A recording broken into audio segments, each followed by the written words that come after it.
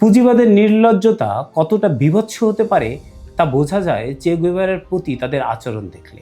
তারা চের বিখ্যাত ছবি থেকে কাস্তে হাতুড়ি ছুঁড়ে ফেলে দিয়ে সেখানে বসালো চিলি পেপার।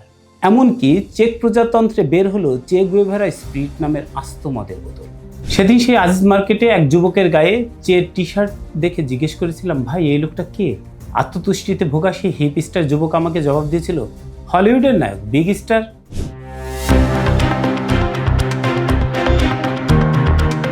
তখন 2001 সাল। ঢাকার আজিজ মার্কেট সদ্য মাথাচাড়া দেওয়া কর্পোরেট বুদ্ধিজীবী এবং তথাকথিত আতেলদের আতুর ঘর। ছপা ভাইয়ের আড্ডা, বইয়ের গন্ধ আর ওল্ড স্কুলের কিছু নখদর্তহীন বামপন্থীদের ভিড়ে সেখানে নিত্য উপহার নামের এক ফ্যাশন হাউস প্রথম বাজারে ছাড়লো কম দামি টি শার্ট। আর সেই টি শার্টের বুকে রক্তিম অক্ষরে ছাপা হলো বিংশ শতাব্দীর সবচেয়ে ভয়ঙ্কর কমিউনিস্ট গেরিলা আর্নেস্তো চে গুয়েভারার মুখ। ফুলমুল করে বিক্রি হতে লাগলো সেই শার্ট। পুঁজিবাদীদের ফ্যাশন প্যারেডের এক নতুন আইটেম হলো চে বাংলাদেশে। সেদিন সেই আজিজ মার্কেটে এক যুবকের গায়ে চের টি শার্ট দেখে জিজ্ঞেস করেছিলাম, ভাই এই লোকটা কে? আত্মতুষ্টিতে ভোগা সেই হিপ স্টার যুবক আমাকে জবাব দিয়েছিল, হলিউডের নায়ক, বিগ স্টার। সেদিন চরম আক্রোশে আমার রক্ত টকবক করে ফুটছিল। মনে হয়েছিল সমস্ত টি শার্ট ছিঁড়ে বুড়িগঙ্গার কালো জলে ভাসিয়ে দিয়ে আসি। কিন্তু সেটাই তো আর পুঁজিবাদী কাঠামোর সবচেয়ে বড় জাদু। খোদ বাংলাদেশে বসে প্রথম আলোর মতো কর্পোরেট পুঁজির পাহারাদার মিডিয়াগুলো চে গুয়েভারার জন্মদিন ঘটা করে পালন করে। এটা কোনো ভালোবাসা থেকে তারা করে এটা নয়, এটা চরম ধূর্ততা। তারা চে গুয়েভারার বিপ্লবী সত্তাকে খাসি বানিয়ে কেবল তার রোমান্টিক মুখশ্রী বিক্রি করে। যে চে মার্ক্সবাদ থেকে বিপ্লবের দীক্ষা নিয়েছিল, সে কার্ল মার্কসের জন্মদিন কোনো কালে প্রথম আলো পালন করেনি। মার্কস যদিও বা একাডেমিক স্তরে আলোচনা হয়, কিন্তু লেনিন একদমই হয় না। কারণ কি? কারণ হলো একাডেমিক মার্কস বিক্রিযোগ্য হলেও, একাডেমিক মার্কস পড়লে আতেল হওয়া গেলেও বলশেবিক লেনিন কিংবা সশস্ত্র চে বিক্রিযোগ্য না। লেনিন পড়লে তো লবিতে বসে কফি খাওয়া যায় না। লেনিন শেখান কিভাবে বুর্জোয়ার প্রাসাদে আগুন জ্বালিয়ে বিপ্লব করতে হয়। এই বিপ্লবী স্ফুলিঙ্গকেই সবচেয়ে বেশি ভয় পায় কর্পোরেট মালিক ও তার কেরানিরা। লেনিন হলেন সেই লোক যিনি মার্কসকে বইয়ের পাতা থেকে বাস্তবে পরিণত করেছেন বলশেবিক বিপ্লবের মাধ্যমে। ফলে লেনিন বা মাও সেতুং যদি কেউ পড়ায় বা তাদের জন্মদিন পালন করে, তাহলে সেই সব দেশে সমাজে রুশ বা চীন বিপ্লবের মতো বড় কিছু হওয়ার সম্ভাবনা থাকে।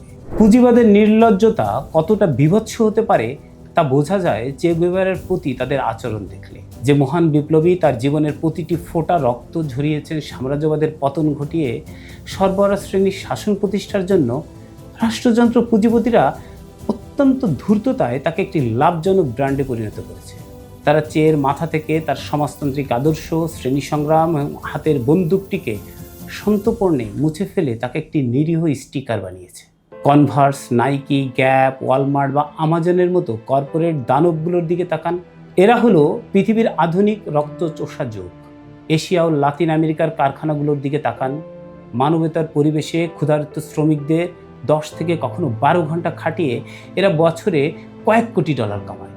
5,50,000 কোটি টাকা আয় করা নাইকি বা 71 লক্ষ কোটি টাকার মালিক ওয়ালমার্টের মালিকরা জীবনের 1 সেকেন্ডের জন্য শ্রমিকদের অধিকার নিয়ে ভাবেন না। কিন্তু সেই শোষকদের কারখানায় তৈরি শার্ট আর জুতোর বুকে জল করে শ্রমিক শ্রেণীর গরিব মানুষের ত্রাতা চে গুয়েভারা। কারণ ওই ছবি তরুণ প্রজন্মকে বিদ্রোহের ভুল বিভ্রমে ফেলে টাকা লুটতে সাহায্য করে। এক নজিরবিহীন চরম প্রহসন। লেনিন বলেছিলেন, পুঁজিবাদীরা এতটাই লোভী যে দড়ি দিয়ে তাকে ফাঁসি দেওয়া হবে, সেই দড়িটাও টাকার বিনিময়ে বিক্রি করতে আসে। নিজেদের বিকৃত উল্লাসে চরম পর্যায়ে গিয়ে বিখ্যাত বহুজাতিক স্পিরিট কোম্পানি বা মদ কোম্পানি দিয়াগো এবং তাদের স্পিন অফ ভদকায় ব্যবহার করলো মদের বিজ্ঞাপনে চে গুয়েভারাকে।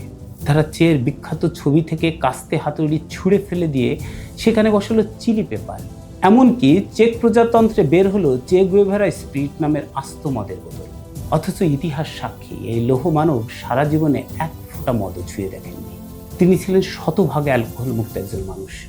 পুঁজিবাদী মাতালরা একজন কমিউনিজমের আইকনকে নিয়ে স্রেফ বেহানাপানা করেছে। পরবর্তীতে আলবার্তো কোর্দার ঐতিহাসিক মামলা প্রমাণ করেছে বিপ্লব কখনো সস্তা বিজ্ঞাপনে মশলা হতে পারে না। কোর্দা ওই মামলার ক্ষতিপূরণে $5 লক্ষ নিজের পকেটে রাখেননি, কিউবার স্বাস্থ্য খাতে শিশুদের জন্য বিলিয়ে দিয়েছিলেন। বিপ্লবীরা এভাবেই টাকার মুখে লাথি মারতে জানেন। আর্নেস্তো চে গুয়েভারা জীবনের প্রতি চরম এক পদাঘাত করেছে।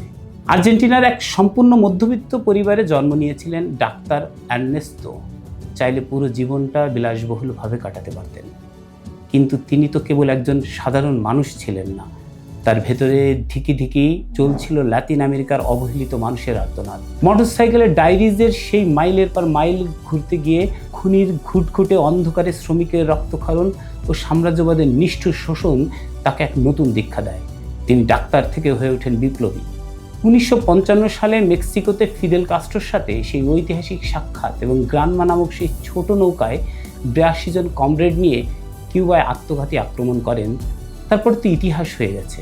সিয়েরা মায়েস্তার জঙ্গলে গেরিলা যুদ্ধ এবং সান্তা ক্লারার পতনের মধ্য দিয়ে চে বাতিস্তা স্বৈরা শাসনের বুকে বুলেটের যে দাগ এঁকে দিয়েছিলেন, তা ছিল সাম্রাজ্যবাদের অহংকারের কফিনের শেষ পেরেক।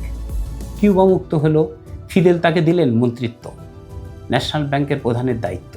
কিন্তু একজন কমরেডের সীমানা কি শুধু একটি রাষ্ট্র হতে পারে? তিনি ক্ষমতার মোহে অন্ধ হয় তথাকথিত নেতাদের মতো ছিলেন না। সব ছুঁড়ে ফেলে দিয়ে ফিদেলকে লিখলেন, জগতের অন্যান্য দেশ আমার ক্ষুদ্র সাহায্য প্রার্থনা করছে, আমাকে যেতেই হবে।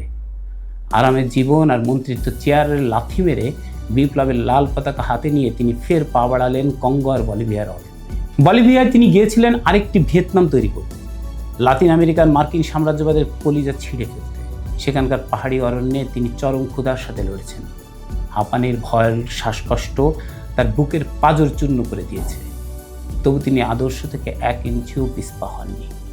স্থানীয় কমিউনিস্ট পার্টির বিশ্বাসঘাতকতা তাকে দমিয়ে রাখতে পারেনি, তাকে থামাতেও পারেনি সিআইএ আর মার্কিন কুকুরগুলো। রীতিমতো প্রমাদ গুনছিল কবে ধরা পড়বে চেয়ে। হাজার হাজার প্রশিক্ষিত সেনা আর অত্যাধুনিক প্রযুক্তি নামিয়েছিল শুধু একা চেকে হত্যা করতে। 1967 সালের 8ই অক্টোবর কেব্রাদা দেল ইউরো গিরিখাতে অসম যুদ্ধে বন্দী হওয়ার পরও চের ইস্পাত কঠিন চোখে বিন্দুমাত্র ভয় ছিল না। 9ই অক্টোবর বলিভিয়ার লা হিগুরিয়া গ্রামের স্কুলে যখন সিআইয়ের ভাড়াটে দ্বিধাগ্রস্ত কাপুরুষ ঘাতক বন্দুক উঁচিয়েছে কাঁপছে, বুক চিতিয়ে যে এক কালজয়ী গর্জন করেছিল, গুলি চালাও কাপুরুষ, তুমি কেবল একজন রক্ত মাংসের মানুষকে মারতে পারছো, তার আদর্শকে নয়। বীরত্ব কখনো মরে না। আগামী দিনের অগ্নিকুণ্ড বুলেট তার শৈলী ছিন্নভিন্ন করেছিল। সিআইএ কাপুরুষের মতো প্রমাণস্বরূপ তার হাত কেটে লাশ গুম করেছিল মাটি চাপা দিয়ে, কারণ মৃত্যুর পরও চেকে সাম্রাজ্যবাদ ভয় পেত। কিন্তু 30 বছর পর মাটি ফুঁড়ে তার কাটা হাতের কঙ্কাল নিয়ে সেই মহানায়ক ফিরেছেন তার মাতৃসমুখী ঘরে। এই আধুনিক বিশ্বে বুজুয়ারা চের একটা ছবিযুক্ত শার্ট বেচে সাময়িক সান্ত্বনা পেতে পারে, আমাদের মিথ্যা শিক্ষা দিতে পারে যে সিস্টেম বদলানোর দরকার নেই। কিন্তু আমরা ভুলে যাব না, ফ্যাশন হাউজের চেয়ে আমাদের কমরেড নন, আমাদের কমরেড হলেন বন্দুক হাতে বিপ্লবের ডাক দেওয়া চেয়ে।